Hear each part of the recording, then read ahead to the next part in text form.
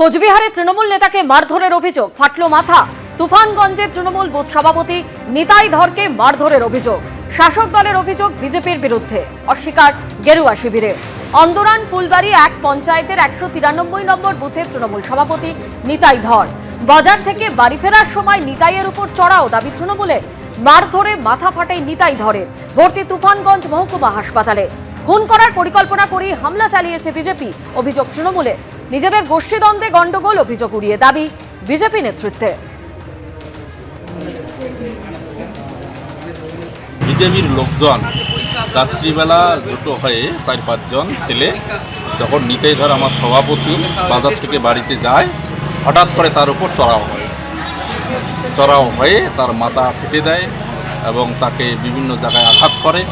এবং আমি মনে করি যেভাবে আমাদের সভাপতি নিতাই ধরকে আঘাত করে, তাকে মারার জন্যই তার পরিকল্পনা হয়তো বিজেপির ছিল। লোহার রড, বাঁশের লাঠি দিয়ে আঘাত করে এবং মাথার মধ্যে আঘাত করে, তার পিঠের মধ্যে আঘাত করে, বুকে আঘাত করে, তাকে মারার জন্যই আঘাত করে। সম্পূর্ণ মিথ্যা অভিযোগ। বিজেপি মারপিটের রাজনীতি, রক্তের রাজনীতিতে বিশ্বাসী না। বিজেপি গণতন্ত্রে বিশ্বাসী এবং সংগঠনে বিশ্বাসী। তৃণমূলের পায়ের নিচে মাটি নেই। তৃণমূলের গোষ্ঠীদ্বন্দ্বের কারণেই নিজেরা মারপিট করে মাথা ফাটিয়েছে। বিজেপিকে অযথা জড়ানোর চেষ্টা হচ্ছে। আমরা প্রশাসনকেও জানাচ্ছি বিষয়টা। কোনো রকমভাবে যদি বিজেপির নামে মিথ্যা মামলা দেওয়ার চেষ্টা করা হয়, বিজেপি সাংগঠনিকভাবেই বিষয়টা দেখে নেবে। সকাল থেকে আপনাদের সামনে যে ছবি তুলে ধরেছে যে নিউ টাউনে থাকদাড়িতে বহুতলের বন্ধ অফিসে আগুন লাগে, ধোঁয়ায় অসুস্থ হয়ে পড়েন একজন। আগুনের জেরে ভেতরে আটকে পড়ে ধোঁয়ায় অসুস্থ হয়ে হাসপাতালে ভর্তি রয়েছেন এক কর্মী। ওই বহুতলে বেশ কয়েকটি সংস্থার অফিস রয়েছে এবং এই ঘটনার পরেই দমকলের 6টি ইঞ্জিন ঘটনাস্থলে পৌঁছয়। মোটা কাচের বহুতলে ঢাকা, কাচ ভেঙে ভেতরে ধোঁয়া বাইরে বার করা হয় এবং ধোঁয়ার জেরে ভেতরে ঢুকতে অসুবিধায় পড়েন দমকল কর্মীরা। কাজ ভেঙে অবশেষে তারা ভেতরে ঢোকেন এবং আগুনের উৎসস্থলে পৌঁছন দমকল কর্মীরা।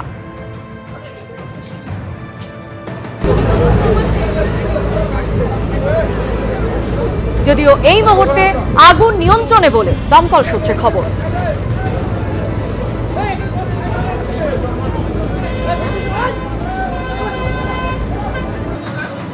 এটা প্রথমে কল সেন্টার ছিল, কিন্তু এখন কি আছে সেটা বলতে পারবো না। না, রাত্রে একজন ছিল, উনি আহত আছে, উনি হাসপাতালে ভর্তিতে পাঠিয়ে দিয়েছে দাদারা এসে। সিকিউরিটি কাজ করতো, হ্যাঁ সিকিউরিটিতে কাজ করতো। এটা লেগেছে 5টার দিকে, 5টা থেকে এরকম ভাবে দাও দাও করেই জ্বলছে। সিনি নিচেতেই ছিল, ওপরে যখন গেছিল তারপরে লেগেছে। এসে দেখছি দাও করে ধোঁয়া বেরোচ্ছে। এবার আমরা তো সবার ঘরেই তো সিলিন্ডার আছে, আমাদের এখান থেকে বলে দিয়েছে মেন ফেলার জন্য, সবাই মেন ফেলে দিয়েছে। যেহেতু সবার ঘরেই সিলিন্ডার আছে, সবাই একটু ঘাবড়ে রয়েছে যে এই দিক থেকে তো হু করে আগুন বেরোচ্ছিল। দিয়ে সবাই যে যার মতন সবাই বাইরেই বেরিয়ে গেছে। এবার সবাই একটা আতঙ্কে রয়েছে যে কি হবে এরপর।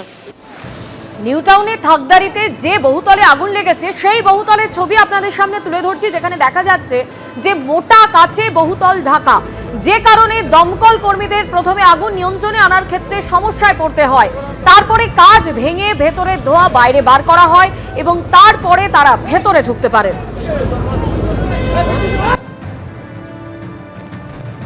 ভেতরে পৌঁছানো যাচ্ছে না, এন্ট্রি নিয়েছি আমরা, অলরেডি এন্ট্রি নিয়েছি, আমরা পৌঁছাচ্ছি।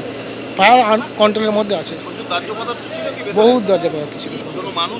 না, কোনো মানুষ নেই, কোনো মানুষ। অন্যদিকে শীতের রাতে আনন্দপুরের নোনাডাঙ্গায় বিধ্বংসী অগ্নিকাণ্ড, আর এই অগ্নিকাণ্ডে ভস্মীভূত মাতঙ্গিনী কলোনির 100টি ঘর। একের পর এক গ্যাস সিলিন্ডার বিস্ফোরণ ঘটে, আর সব হারিয়ে সহায় সম্বলহীন স্থানীয় বাসিন্দারা। দমকলে জল ছিল না বলেও অভিযোগ করেন স্থানীয় বাসিন্দারা। শেষ পর্যন্ত পার্শ্ববর্তী পুকুর থেকে জল তুলে এনে আগুন নেভানো হয় বলে স্থানীয় সূত্রে খবর। আজ সকালের ছবি আপনারা দেখতে পাচ্ছেন, একেবারে ধ্বংসস্তূপের চেহারা নিয়েছে এই মাতঙ্গিনী কলোনি। 100টি ঘর পুড়ে ছাই হয়ে গিয়েছে। এক রাতের আগুনেই সবকিছু খুইয়েছেন স্থানীয় বাসিন্দারা।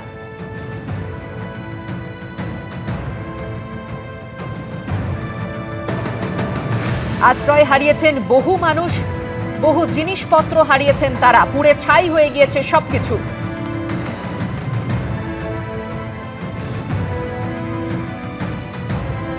এটা আমার বাড়ি, আমি তো কিছু বের করতে পারিনি, যদিও বের করতে পারতাম। কিছু ফায়ারের লোক ছিল, তারা নিজেরা ক্যামেরা নিয়ে ব্যস্ত ছিল।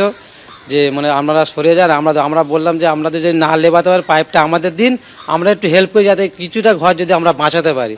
ওনারা সেটা করলো না, পুরো ঠেলে বার করে দিল, যে ঘরে যে মালগুলো ছিল সেগুলো যে বার করবো সেইগুলো পর্যন্ত বার করে দিল। আমার এখানে এসে একটু কাগজ ব্যাংকেতে লোন করেছিলাম যে টাকাগুলো, সেগুলো সব চলে গেছে, জামা কাপড় যা এদিক ওদিক যা ছিল মোটামুটি সেসবও চলে গেছে, মানে কিচ্ছুই নেই, বাঁচার নেই। শুধু যে না এসআই বলতে এসআই তো আমাদের এখানে অলরেডি হয়ে গেছিলো, এগুলো তো জমা পড়ে গেছে, সেটা ওনারা যেটা ভালো বুঝবে সেটা করবে। কিন্তু বাদ বাকি যেগুলো কাগজ ফাগজ যেগুলো ছিল, ব্যাংকের বই, টাকা পয়সা, আগলুম বাংলুম, এটিএম কার্ড, যেরকম তোমার আরও সব নষ্ট হয়ে গেছে। সব কিছু নেই। দমকল অনেক দেরিতে এসছেন। 1.5 ঘন্টা পরে এসে আমাদের পাড়ার ছেলেরা যতজন ছিল বলে পুরো ঘরটা পড়েনি, নালে পুরো ঘর পড়েছিল। পুরো পাড়ার ছেলেরা সহজে খালে সব নেমে গেছে, ঠান্ডার মধ্যে নেমে গিয়ে সব ঘরে বাল্টি বাল্টি করে জল দিয়ে নিভিয়েছে। আর ফায়ার ব্রিগেড যখন এসছে তখন ফায়ার ব্রিগেড জল নেই।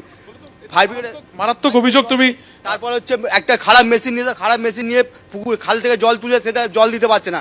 তারপর জাভেদ খান উনি যখন এসছে তখন সঙ্গে সঙ্গে 5-6 খানা দমকল এসছে, তখন অর্ধেক আগুন এখানে নিভে গেছে, তখন এসছে।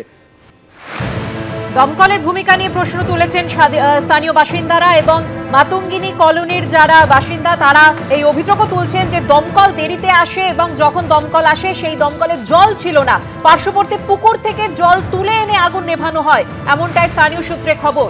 এখন তারা কোথায় যাবেন, কি করবেন ভেবে পাচ্ছেন না কেউ। দীর্ঘদিনের সঞ্চয় পুড়ে খাক হয়ে গিয়েছে, প্রয়োজনীয় নথিপত্র জ্বলে গিয়েছে।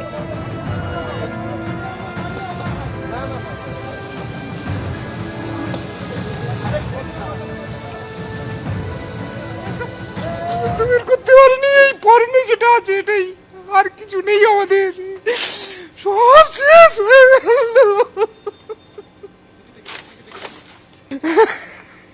এই লোকে দিয়েছে এই সব জিনিসগুলো, তাই আমরা গায়ে দিয়ে রাত কাটিয়েছি।